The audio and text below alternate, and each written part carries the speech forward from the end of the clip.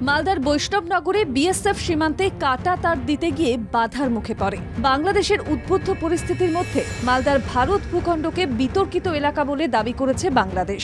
Border guard Bangladesh এই নিয়ে ভারতের কাটাতার দিতে বাধা দেয়। উত্তপ্ত পরিস্থিতি তৈরি হয় বৈষ্ণবনগরের সুখদেবপুর এলাকায়। দুদেশের সীমান্তে স্থানীয়দের ভিড় জমে, স্লোগান পাল্টা স্লোগান চলতে থাকে। বাংলাদেশের এই বেপরোয়া মনোভাবে ক্ষুব্ধ বিএসএফ। এই ঘটনার পরিপ্রেক্ষিতে ফ্ল্যাগ মিটিং শুরু হয়েছে। বাংলাদেশের এই বাধা যে বিএসএফ মানবে না তাও স্পষ্ট বিএসএফ এর পদক্ষেপে। তীব্র ভারত বিরোধিতার মাঝে বেপরোয়া বাংলাদেশের মনোভাবে ক্ষুব্ধ এদেশের সাধারণ মানুষও। কাটাতার না থাকায় ওপার থেকে দুষ্কৃতীরা ও সন্ত্রাসবাদীরা ঢুকে পড়ছে ভারতে। উল্লেখ্য, বাংলাদেশের বর্তমান উদ্বুদ্ধ পরিস্থিতিতে বহু জঙ্গি ঢুকে পড়েছে সীমান্ত পেরিয়ে। এর জেরে সীমান্তে নিরাপত্তা আরও কড়াকড়ি করা হয়েছে।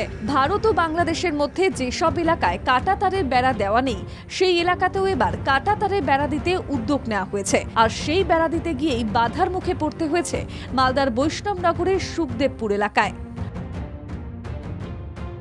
মালদা থেকে অভিষেক দাসের রিপোর্ট, বাংলা জাগো।